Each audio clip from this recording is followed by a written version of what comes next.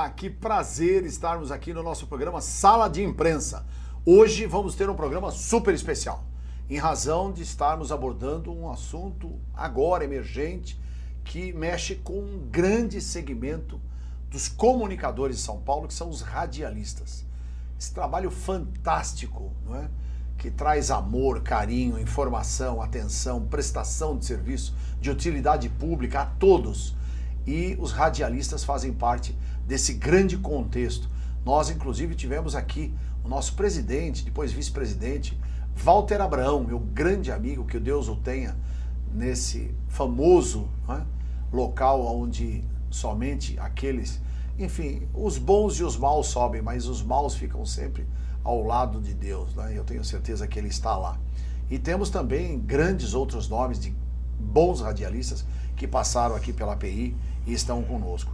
E eu tenho a honra de hoje estar aqui e vou entrevistar meu querido colega, né, que é, sem sombra de dúvida, um guerreiro que está lutando aí bravamente para fazer com que possa manter, né, direitos que foram, de certa forma, não é, retirados, né, dos radialistas, e que nós vamos conversar exatamente sobre esse tema.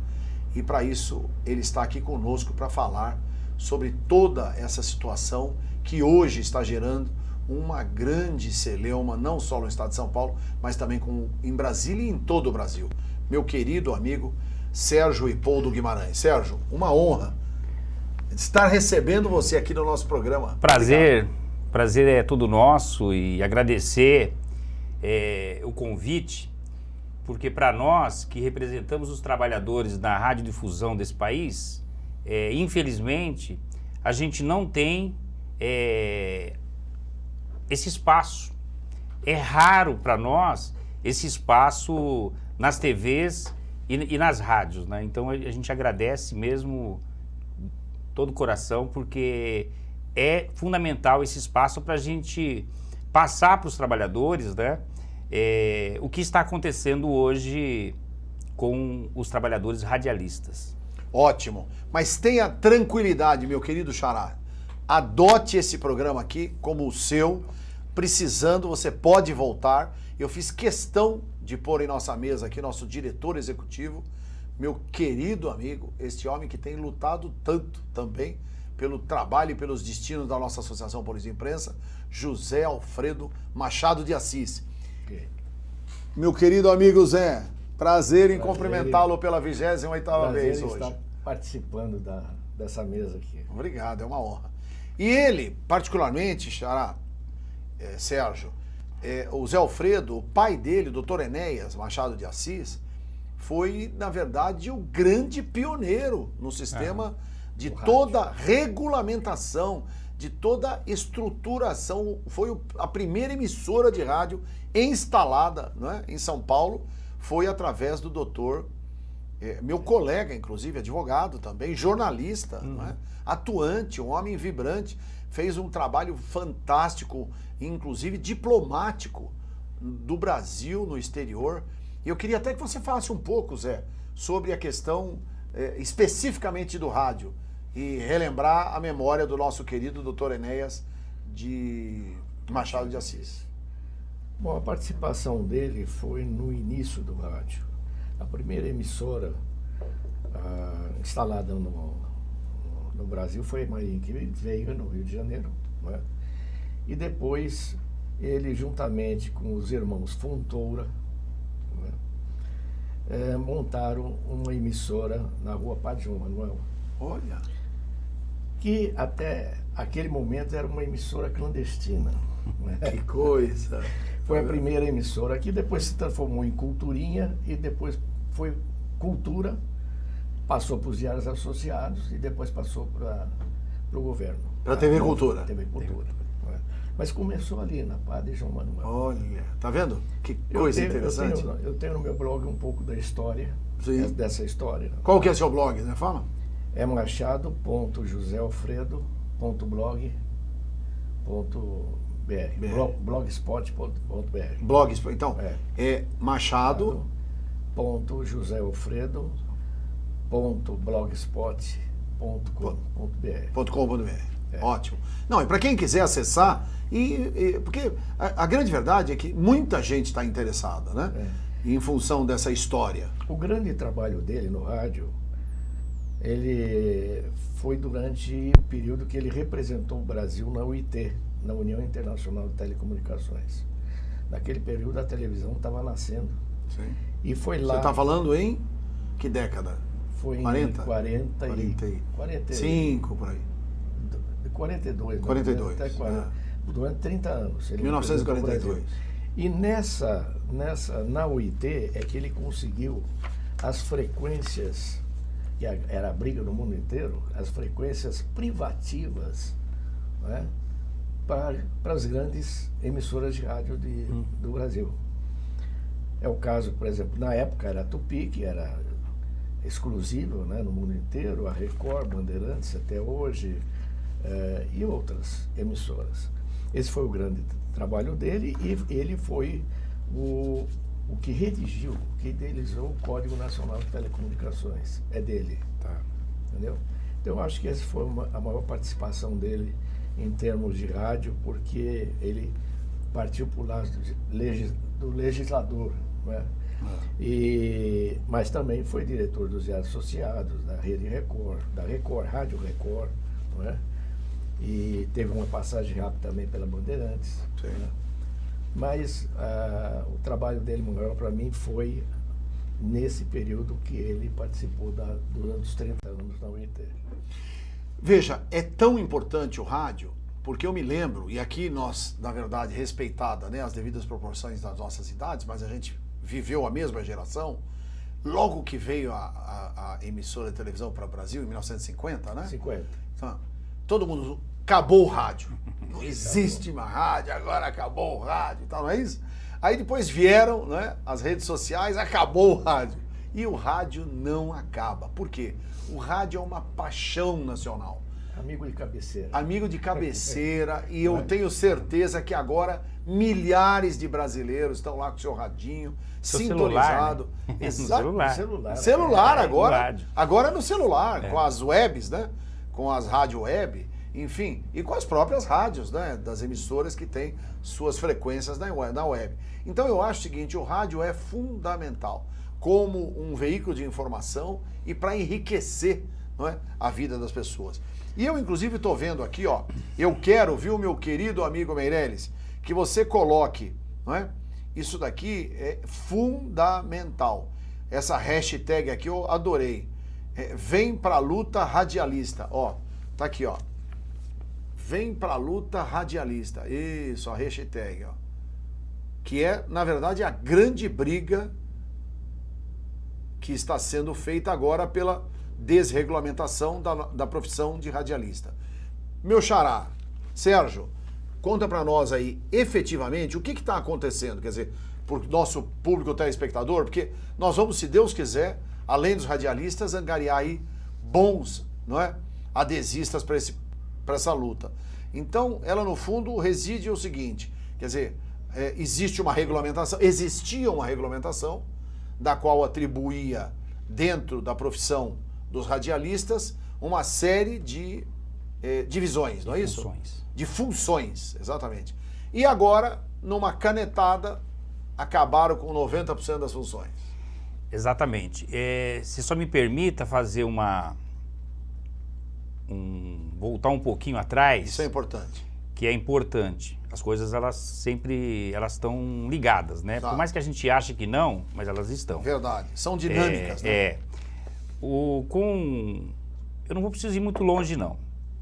Tivemos aqui o ano passado, aprovado pelo Congresso Nacional, a terceirização de atividade fim, né?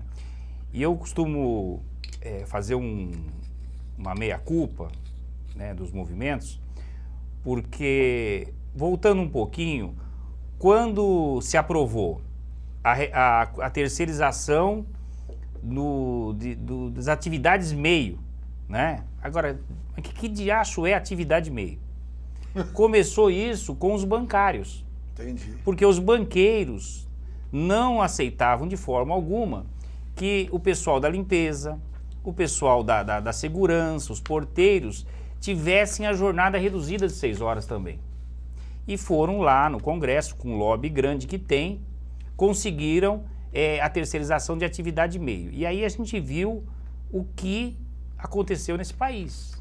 Dentro das empresas que a gente trabalha, a gente passou a ver colegas de trabalho com salários diferentes, contratados por uma outra empresa, sem depositar fundo de garantia, o vale-refeição infinitamente menor, enfim, toda aquela atrocidade que tal. Mas continuávamos lá, né, o movimento dos trabalhadores, acho que não foi muito, com ênfase muito, né, porque era só uma parte e tal. Agora, o ano passado, pegou também atividade fim. Então, qualquer função de atividade fim, pela lei agora, pode ser terceirizada e a gente vai ver o que vai ser isso. Por enquanto, no nosso segmento, ainda isso está um pouco tímido, mas vai, a curto e médio prazo, a gente vai sentir isso mais a fim. Depois veio a reforma trabalhista, que todo mundo viu, mexeu em várias questões e tal. Ela não foi suficiente para os patrões. Portanto, a ordem do dia foi mexer nas convenções coletivas, atacar as convenções coletivas, que é onde os trabalhadores têm lá sua convenção com vários direitos, que são maior do que a CLT, e acordos coletivos com a empresa, né, que são maiores que a CLT também. Então a ordem agora, em qualquer negociação que você vá, seja coletiva ou individual, os patrões estão lá a todo ferro querendo retirar as coisas. E também as funções que são regulamentadas, e não é só a do radialista. Eles mexeram, estão tentando extinguir a função dos artistas, mexeram muito timidamente ainda, mas vai acabar vindo na questão dos jornalistas, quando eles interferiram lá naquela questão do diploma, que não era necessário diploma, e dos artistas eles querem extinguir.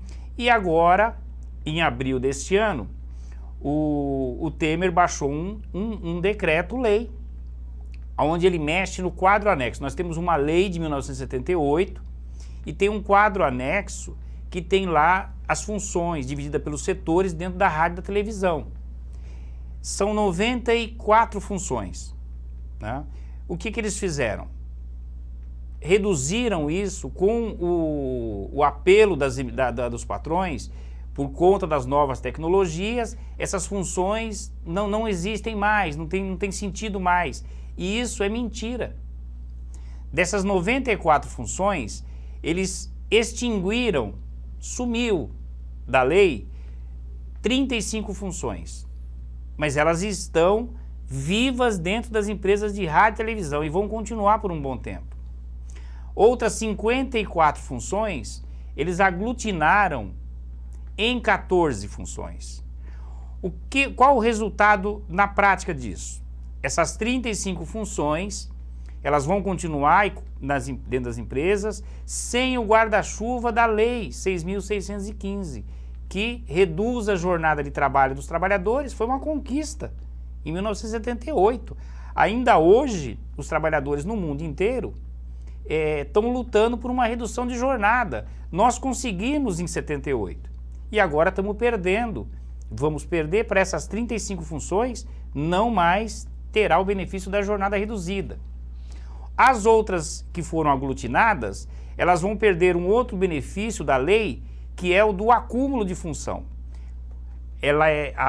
O quadro anexo é subdividido em setores. Então, se eu tenho lá 2 funções dentro do mesmo setor, a lei garante, e o cara trabalha nas 2 funções, a lei garante que ele tem que ter direito a um acúmulo de função, que varia de 10% a 40% de acordo com a capacidade da emissora. Se ele faz 2 funções de setores diferentes, como é o caso mais comum, que é o locutor e o operador, ele tem direito a 2 contratos de trabalho. Principalmente no interior de São Paulo, é onde mais tem, né? É onde mais tem no interior. Porque as emissoras são pequenas. Né? Agora, no interior, fazer um parênteses, a perversidade é tanta que o trabalhador ele tinha direito a 2 contratos de trabalho, mas os patrões, por exemplo, contratavam o cara para um programa de 3 horas. A gente tem na convenção coletiva lá Só um pode piso. ficar 5 horas. A lei diz que é No só máximo. 5. Mas nós na convenção coletiva a gente tem um piso para a capital e para o interior. O que o patrão no interior faz? Ele contrata para 3 horas, divide isso pelo salário, multiplica pelo número de horas trabalhadas. A gente tem um piso de 1.300 e pouco, só que com esse fracionamento de jornada, o trabalhador está recebendo uns 200, 300 reais. Isso já existe há um tempo no interior. E a gente tem tentado combater, mas a legislação prevê esse tipo de coisa. Agora, com a reforma, ficou pior ainda, né? Então a situação vai ficar muito ruim. Então, perdeu o benefício da jornada reduzida, onde foi aglutinada vai perder o benefício do acúmulo de função, porque ele vai ter que fazer várias funções por um salário só. E o duplo contrato de trabalho também. Mas assim, as empresas elas não quiseram discutir com os trabalhadores, porque para discutir seriamente, nós queremos discutir, não tem problema com isso. Aquilo que realmente não existe mais, vamos encontrar o que faz agora então? Ele não opera a câmera, agora ele opera o quê? Então vamos, né? Porque quando você tem as funções ligadas a um equipamento, isso você vai ter isso de tempo em tempo, você tem que fazer a discussão da nova tecnologia. Eu costumo dizer, na lei tem lá a função, por exemplo, do desenhista. Aí o patronal fala, não, desenhista não existe mais. Nós temos batido o seguinte, não, ele existe. O que mudou, e não só no desenhista, mas com várias outras funções, o que mudou foi a ferramenta de trabalho dele. A televisão não faz mais desenho? A televisão faz desenho, só que o cara faz desenho agora, não numa prancheta, com um lápis e uma caneta, agora ele faz num programa, num software de computador. Por isso mudou a função dele? Não, mudou a ferramenta de trabalho. Então, essa discussão, ela não é tranquila, é muito complexa. E além disso, você tem o que as novas tecnologias traz de novas funções. Então, por exemplo, no campo da computação, na área da internet, nada disso a gente tem na regulamentação, e é óbvio, porque em 78 não existia nada disso, mas agora existe. Então, você tem aí uma discussão a fazer de inclusão. A gente sabe que tem algumas funções para serem excluídas, mas tem uma gama de funções para serem incluídas. E isso, nada dessa discussão foi feita. Então foi todo feito na canetada. Da noite para o dia, o presidente sancionou e mandou publicar. Agora, nós, o que nós estamos fazendo? Nós primeiro tentamos mobilizar os trabalhadores. Chamamos uma assembleia pelo Brasil inteiro. Os trabalhadores timidamente responderam. Não foi suficiente para pressionar. Fomos para o campo jurídico, onde a gente entrou com uma ação de inconstitucionalidade.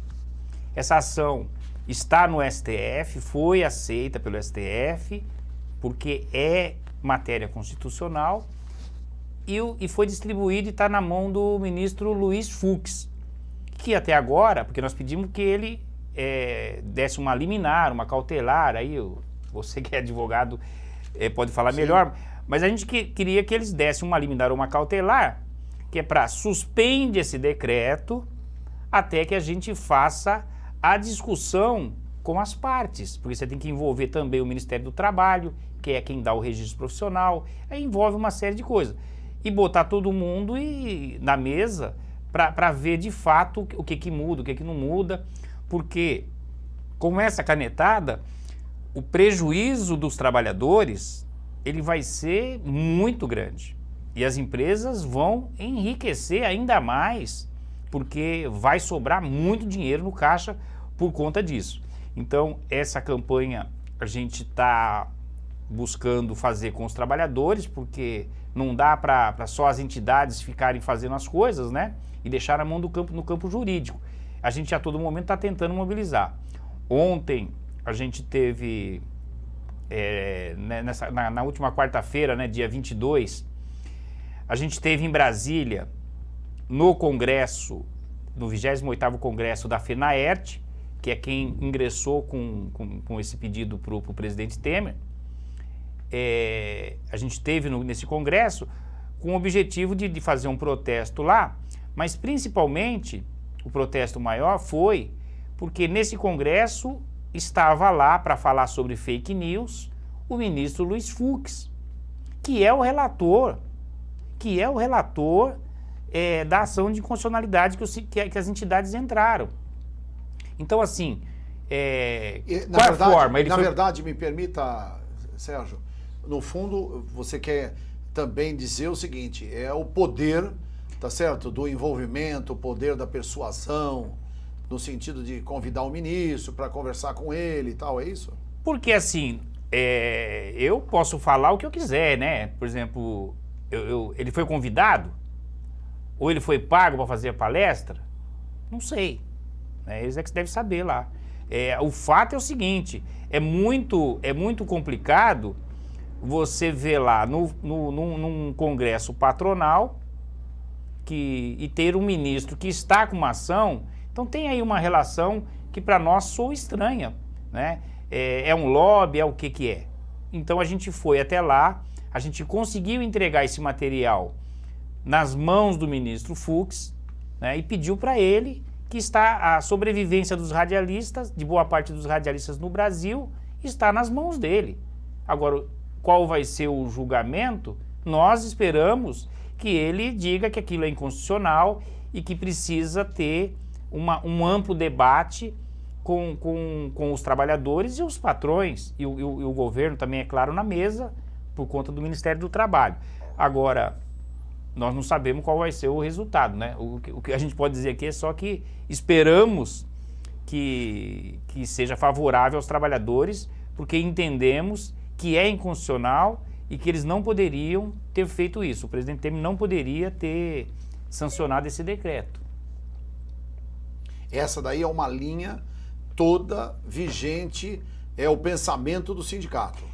Inclusive dos sindicatos de todo o Brasil, né? Tanto que esse material é um material pela federação, porque os sindicatos não têm o poder de entrar com ação de constitucionalidade. Sim. Aliás, nem a nossa federação, né?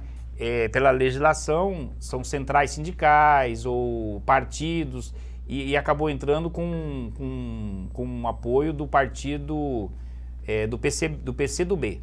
Foi o PCdoB que a gente bateu na porta de vários, e o PCdoB gentilmente se dispôs a ingressar com essa ADIN, ação direta de inconstitucionalidade. E os advogados, claro, todos os advogados que estão... Vocês não procuraram a OAB?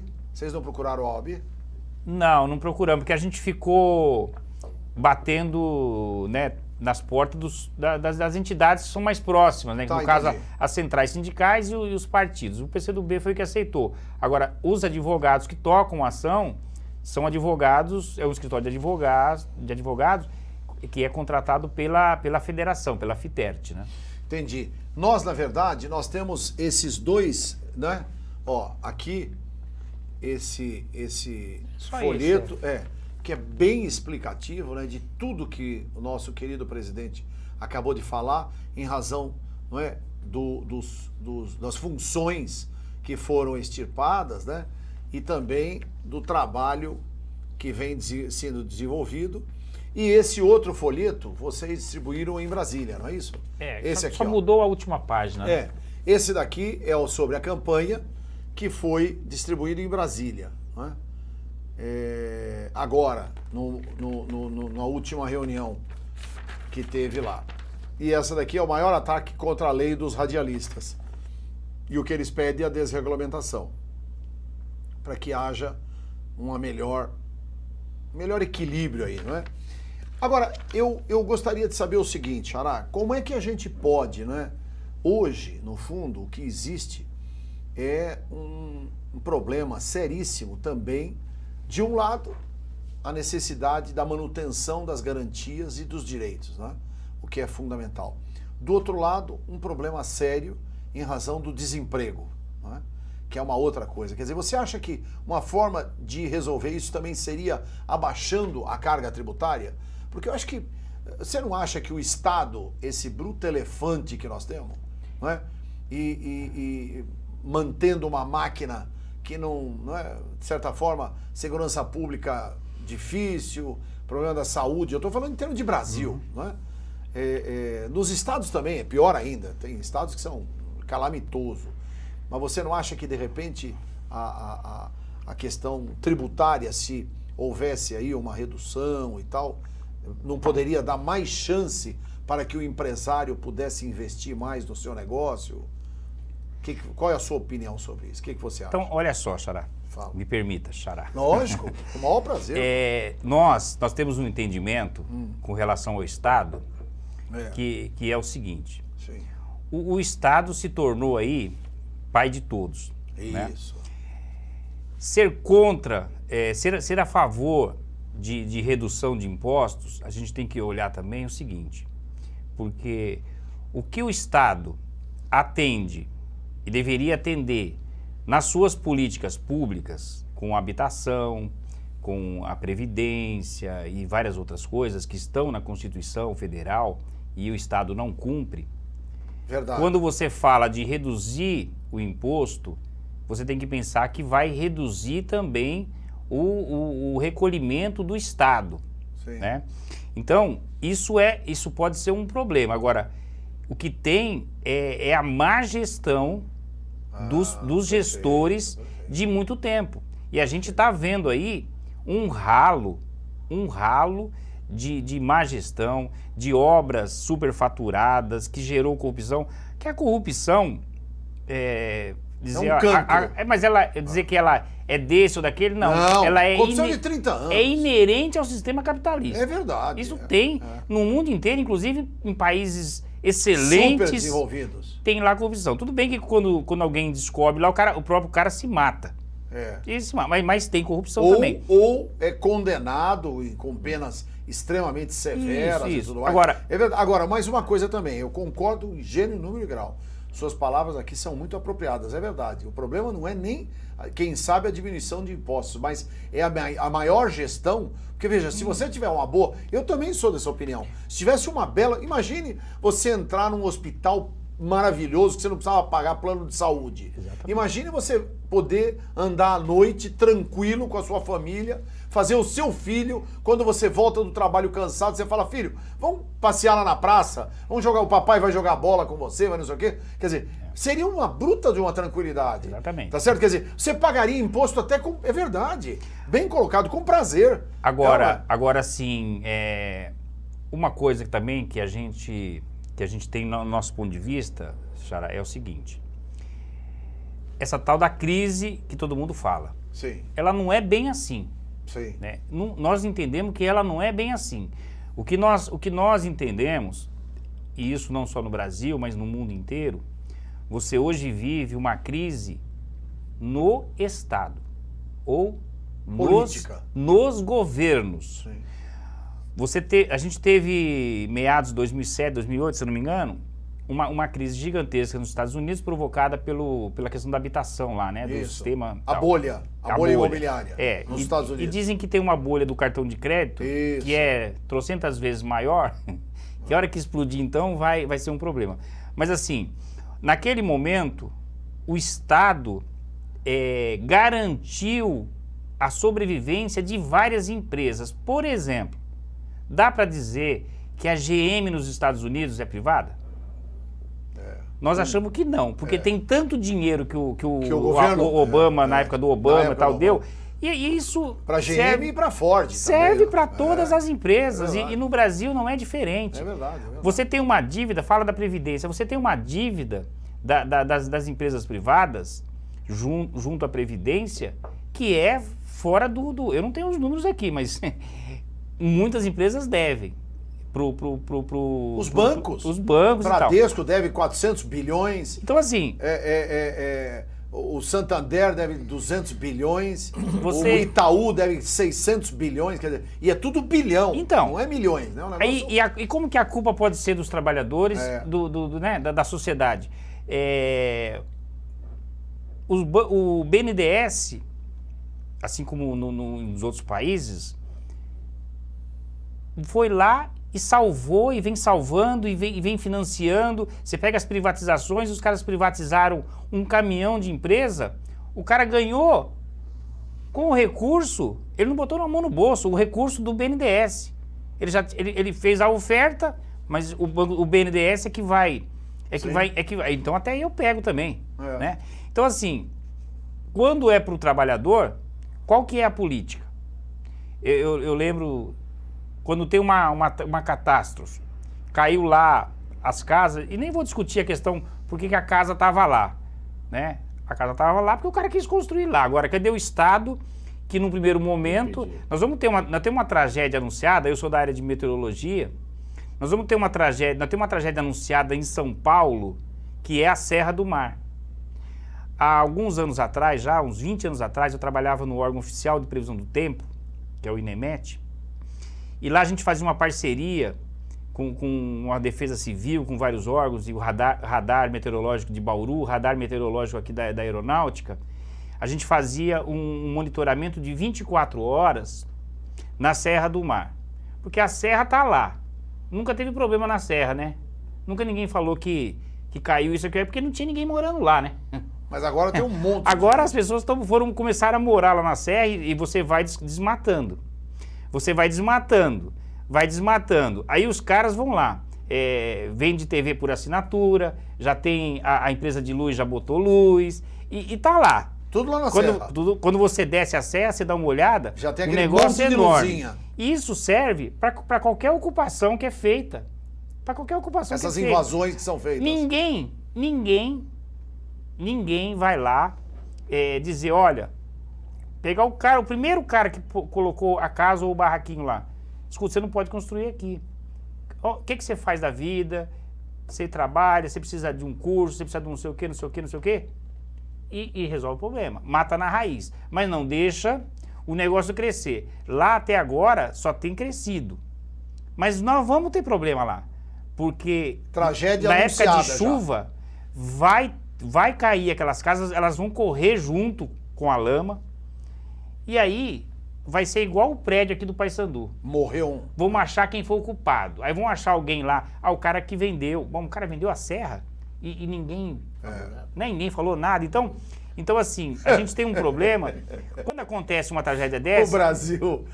Qual é a política que o... Você sabe qual que é a política do Estado quando... Vale tudo. Quando o camarada perde a casa numa enchente ou num incêndio grande de proporção? Se você tiver um saldo no fundo de garantia, o governo libera o seu fundo de garantia. Agora, quando acontece uma tragédia com uma empresa, o BNDES está lá com recurso, juros baixinhos, né? Eu vi agora, esses dias, eu não consigo falar as coisas sem falar nome, não tem, infelizmente. Pode falar, aqui não tem problema. Vi um comentário na CBN hoje de manhã, sim, da Miriam Leitão, sobre o STJ aprovou, numa turma do STJ esses dias, um benefício para os aposentados, a pessoa aposentada que precisa de alguém, de um cuidador, alguma coisa, o STJ aprovou lá que ela tem direito, independente do valor do salário, pode ser até o teto, de 25% a mais no benefício. Que é para... que a Previdência vai ser obrigada a pagar. Vai ser obrigada a pagar, claro, com comprovação de que está contratando e tal. Então, assim, a Miriam Leitão não quis falar abertamente que era super contrária, mas fez todo um discurso de que não dá para o judiciário ficar soltando regras sem o governo ter o dinheiro. Bom, então nós temos que rever o Estado inteiro. Quando eu falo Estado, eu estou falando do governo, né? É verdade. O governo inteiro, porque auxílio moradia de juízes. O cara tem 10 casas em Brasília, 10 casas em Brasília tem juiz lá. O cara é o juiz que tem a mulher, que também é juíza, os dois têm casa, vive bem, mas os dois têm auxílio. De R$ 4.900 cada um. Eu só estou pegando mas se você for para dentro do Congresso, né?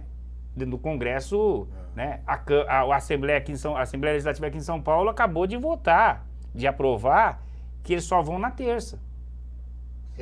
Da maior cidade. A gente sabe que tem municípios aí que as câmaras funcionam, mas é por conta da demanda. Agora imaginem, a Assembleia Legislativa de São Paulo só vai funcionar terça-feira. Por quê? Mas e não tem, ali não vale reduzir jornada e reduzir salário, vale para o trabalhador. Mas ali para os deputados não vai reduzir nenhum benefício. E ele vai ganhar, sabe qual é o benefício? Da campanha. Porque ele vai ter um dia de plantão aqui em São Paulo e o resto da semana, e os contribuintes paulistanos pagando, paulista, né? Que é do Estado. Paulista e paulistano. Paulista e paulistano. Vão pagar para o cara fazer campanha para os seus amigos, ou para ele mesmo. Então, assim... Para tentar se reeleger. Né? Então, assim, o que eu vejo, e a grande imprensa, a gente tem uma crítica forte nisso, bate muito pouco nesses benefícios e bate... Você falar que a Previdência tem rombo, todo dia falam. Mas você não vê ninguém falando do que você acabou de falar aqui. São bilhões que as empresas, grandes bancos devem. E como é que cobra isso? Uma coisa, Xará, que é um absurdo. O Banco do Brasil, ou seja, é um banco estatal. Ele deve 700 milhões para a Previdência Social. A Caixa Econômica Federal deve mais 500 e tantos milhões. Mas essa aqui agora é para... Como é que você pode entender uma coisa dessa? Aliás, me permita, quando eu falei lá dos bancos Bradesco e tal, eu falei bilhão, não é. Na verdade, são milhões. Quer dizer, na verdade, se você pegar todas... Veja, o grupo JBS do seu Wesley, que graças a Deus estão presos, na verdade, devem 2,7 bilhões. Esses devem. Então, 2,7 bilhões de reais que não pagam. Eu estive dando uma olhada nas multifunções impostas pelo decreto. Sim. Né? Pelo decreto. Eu estou muito bem familiarizado com todas essas funções, porque eu trabalhei... O Zé foi vice-presidente do Conselho. 20 anos em televisão, em televisão. Também, né? Agora, veja bem, tem um campo aqui que diz sonoplasta. Inclui aí operador de som, um monte de operadores. E funciona. Existe uma diferença muito grande entre um sonoplasta e um operador de áudio. Totalmente. O sonoplasta, ele cria. O operador de áudio não, ele toca. Vai fazer. Ele exerce o que o sonoplasta criou. Exatamente. Então tem funções aqui que não dá para juntar. Entendi. E tem em toda a estrutura técnica que eu vejo aqui da televisão, do rádio da televisão, resume em 14 funções. Entendi. É impossível você reunir 14 funções. Quando na verdade existe mais de 30. É a mesma coisa um operador de câmera. O operador de câmera é um artista. Se ele não souber enquadrar a imagem, não souber colocar no zoom certinho, se não souber pôr no foco, ele estraga todo o trabalho. Todo. Então é diferente do operador. É diferente do operador de cabo. E eu vou retratar aqui uma coisa. E eu vou retratar aqui uma coisa que é fantástica. Uma vez eu estava entrevistando uma pessoa e foi fantástico, porque nessa entrevista eu consegui extrair, não é, do meu entrevistado uma coisa interessante, né? Eu posso até falar, o professor Ives Ganda, da Silva Martins. Ele tem um amor pela dona Ruth, que é a esposa dele, são casados há 65 anos. 60 anos. Então, num determinado momento, quando ele falou dela, o olho dele encheu de lágrima, não é? Uma coisa linda, porque foi dentro do contexto que nós estávamos falando sobre a família, sobre os valores e tal. E aí, de repente, eu vou, tal... Bom, terminou a gravação, cumprimentamos e tal, e eu cheguei para o meu câmera e falei assim, você viu aquela hora que o olho dele encheu de lágrima e tal? Você, quer dizer, naquele momento, se ele, com todo respeito, né? E ele, eu acho que agora ele melhorou muito, porque ele foi até contratado por uma grande emissora. Então, não, mas é aqui, tem essa coisa, as nossas TVs comunitárias, tá certo? Porque se for para cobrir só os grandes acontecimentos, os grandes fatos, as emissoras comuns já fazem, entendeu? Então, a grande verdade é isso, quer dizer, isso que você está falando é a mais pura realidade. Você precisa ter ali, naquele profissional, alguém que tenha sentimento, coração, sensibilidade. O cara está vivendo naquele momento ali. Na realidade... E aí, agora, com esse novo decreto, juntou tudo. Na realidade, tem funções aqui que a pessoa é artista. Ele tem que ter essa sensibilidade. E mais artista ainda Eu não estou dizendo que os outros não sejam importantes. Não, é verdade, isso. mas tem que Mas ter. ele tem uma importância maior dentro da estrutura do programa, do que está sendo levado ao ar, tanto no rádio como na televisão. Não é? Então, mas você pegou bem aí o problema. Que, na verdade, não acabou essas funções. Não acabaram. Elas não acabaram, porque o que eles fizeram foi para ganhar dinheiro. Essas 35 funções que eu me referi e que o Zé colocou aqui do operador de áudio, operador de som e tal, eles vão continuar na televisão e no rádio. Só que eles não mais terão os benefícios da lei do radialista, que é a jornada reduzida, que no caso específico deles é 6 horas. Não vão ter direito a acúmulo de função, não vão ter direito a nada, porque eles não fazem mais parte deste guarda-chuva da legislação. Foi isso que eles fizeram. Para essas 14, na verdade são 24, né? Eu somei aqui 14. Porque tem as 10. Né? Porque tem as 10 que ficou inalterada. Esse cantinho aí embaixo são as 10 que ficaram inalteradas, que é o sonoplasta, que permanecem. Então essas 10 mais as 14 novas que eles inventaram são 24. Então essas 14 vão trabalhar muito. Vão ter que trabalhar muito e sem ganhar o benefício também do acúmulo, porque está na descrição da função dessas 14 que ele vai fazer A, B, C, D, F. Esse foi o objetivo. Não foi porque eles mentiram pro presidente Temer, eles mentiram pro Congresso Nacional, porque eles disseram que isso aí estava em extinção, e não é verdade. Porque se isso aqui foi extinto, é o que o Zé colocou, essa sensibilidade de vários trabalhadores e para todo o campo, porque é importante dizer aqui que assim, são 94 funções. É lógico que numa empresa, numa rádio muito pequena, numa televisão muito pequenininha, você não tem todas as funções atuando ali. Mas se a gente pegar, por exemplo, uma emissora grande de televisão, existe lá as 94 funções. E se você tiver um programa ao vivo, basta assistir a televisão para você notar isso. E uma dessas 94 funções fizer uma coisa errada, besteira, vai tudo pro vinagre. Porque o cara fala, não, porque o operador de cabo, o câmera é mais importante? Mas se o operador de cabo estiver olhando para outro lugar, ele derruba o câmera. Ele não puxa o cabo. Aliás, era bom, lembrei agora de uma coisa aqui, inclusive, quando teve aquelas manifestações em 2013, que morreu lá o Santiago, o operador de câmera da TV Bandeirantes, no Rio de Janeiro. Na explosão lá. Ele morreu, e na nossa opinião, não foi porque o cara jogou a bomba nele. Foi porque ele não tinha. Porque o cara, quando tá com a câmera, ele tem um olho aqui, um olho outro ali, e ele não consegue enxergar o que está acontecendo ao seu redor. Ele não tinha Ele não tinha. Ele estava, porque lá no Rio de Janeiro, e aqui em São Paulo também, algumas emissoras já o fazem, coloca o operador de câmera para filmar, para entrevistar e para dirigir. E ele estava sozinho numa manifestação daquela magnitude, e ele, para poder atender os desmandos das empresas, que era a melhor imagem e tal, ele ficou focando no seu trabalho, porque ele era um profissional muito bom, e esqueceu de cuidar da sua vida. Porque se tivesse um motorista ou um operador de cabo acompanhando ele, puxava ele e ele não tinha morrido. Então, na nossa opinião, a empresa foi responsável de mandar. Como tem acontecido aqui em São Paulo, vários trabalhadores já foram assaltados.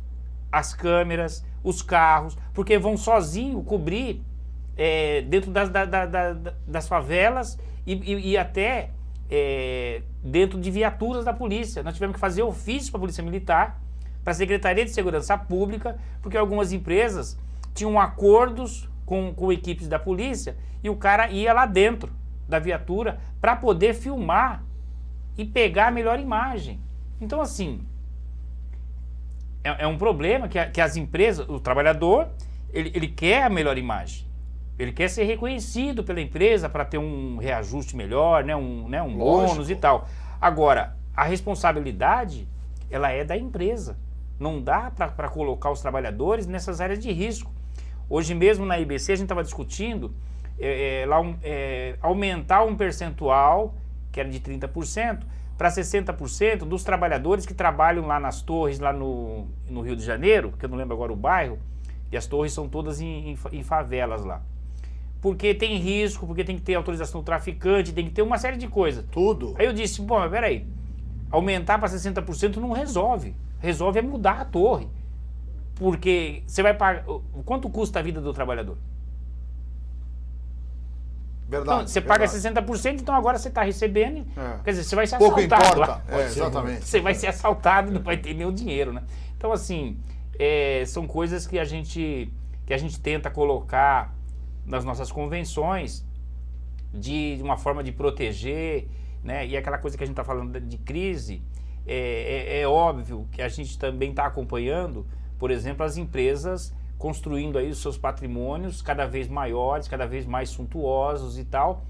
E quando chega na mesa de negociação, fica essa discussão de crise. Você estava falando do que as empresas devem. Agora, uma coisa que é engraçado devem milhões, bilhões, e o lucro líquido é bilhões, bilhões. Como é que é isso? Porque a gente, quando não paga a conta, é porque a gente não tem dinheiro. Verdade, verdade. E a empresa deve, não paga, mas o jornal publica lá que o banco, não precisa nem dizer, né? Todos eles, inclusive o Banco do Brasil e a Caixa Econômica, tiveram lucros de bilhões. E como é que deve? Paga com lucro, não é? Então é uma conta que não fecha, mas a gente não aceita esse discurso de que a crise, né? E as empresas, quando querem fazer, fazem. O Grupo Abril demitiu 800 trabalhadores e não pagou ninguém. E pediu lá concordar. A maioria é jornalista. Não, jornalistas, a maioria acho que é gráficos. É gráficos. Porque fechou todas as revistas, aquela coisa. Então, assim, 30 títulos. Fecha, vai pra rua e não pagou. E não vai pagar, porque vai ser uma briga na justiça para receber aquele direito. Então, não dá pra gente ficar... Bom, se você tá... O nós é assim, ó. É muito... Pode ser falar radical? Pode ser. Mas assim, quem não tem capacidade não se estabelece. Isso é um ditado muito antigo. Então, se o cara não tem condição de manter a empresa, para nós é melhor que ele feche. Porque para ter a empresa e maltratar os seus trabalhadores, não recolhendo isso, não pagando aquilo, para nós é preferível que não tenha. Porque ele vai atrás de um outro melhor. Então, eles ficam nesse discurso. Lá na Rede TV, por exemplo, o cara não pagava uma época vale alimentação, vale refeição. As pessoas estavam vendendo, aliás, não pagavam o vale transporte. O cara vendia o vale refeição para pagar o ônibus para ir trabalhar. E o dono vinha de helicóptero. Assim, essa desigualdade, né? Mas é muito complicada essa discussão, viu, Xará? Mas a gente tenta fazer com total tranquilidade com os trabalhadores, porque o momento ele está muito complicado. Não sei se a gente vai ter tempo ainda, mas assim, nós estamos na campanha salarial, nossa database é maio, nós já estamos em final de agosto e a gente não tem uma proposta decente para levar para a Assembleia dos Trabalhadores. E a gente vai ter uma última reunião na semana que vem. Se não tiver acordo, não tiver nada, vai ser um problema, porque a reforma trabalhista também pensou nisso. Então tem lá a questão da ultratividade, uma série de coisas, que se não fechar acordo, vai ser pior ainda sempre para os trabalhadores. Mas a gente não pode aceitar a proposta que eles estão colocando na mesa, que é de retirar vários direitos, inclusive quinquênio.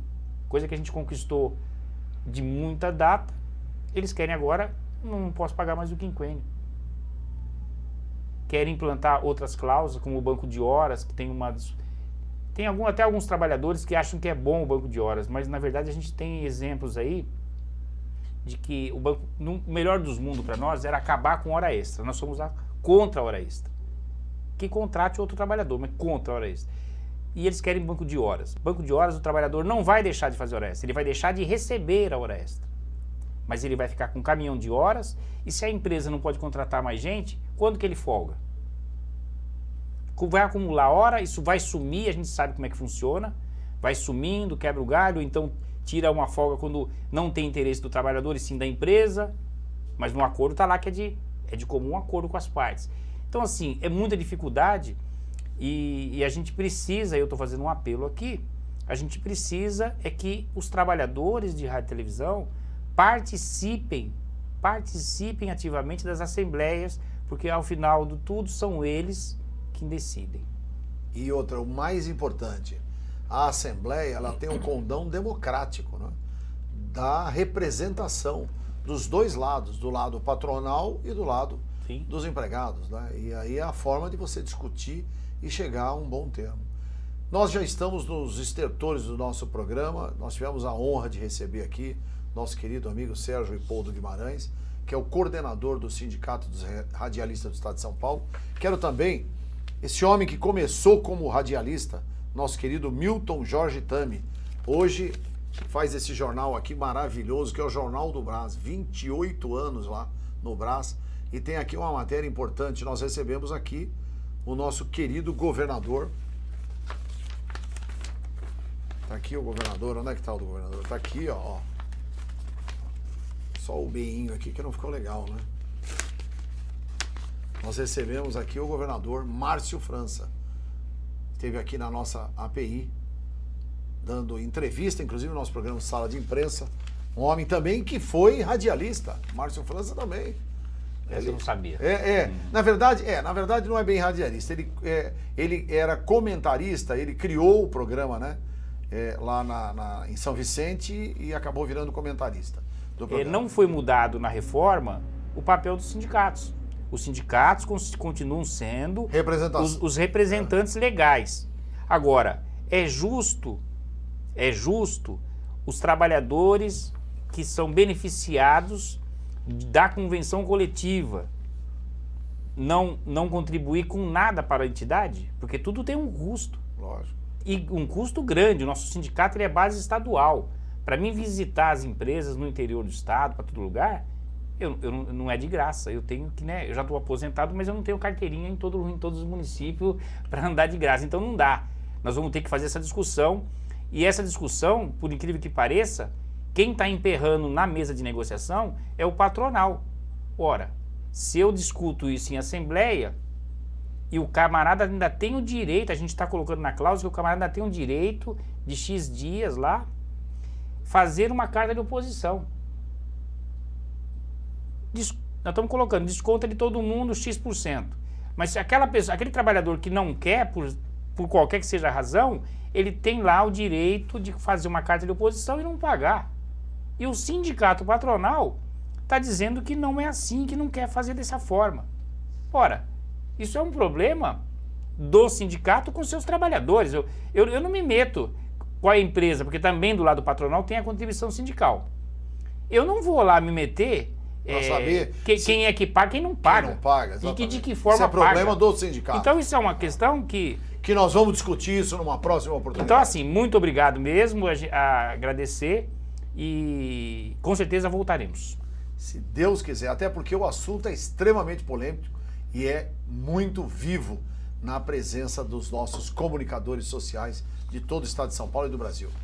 Meu querido José Alfredo, muito obrigado pela sua participação. Uma honra ter você aqui no nosso programa. Eu agradeço o convite e também pelas palavras do nosso querido coordenador. Não tem dúvida. A todos vocês, nosso muito obrigado. Felicidades e até o nosso próximo Sala de Imprensa. Tchau, tchau.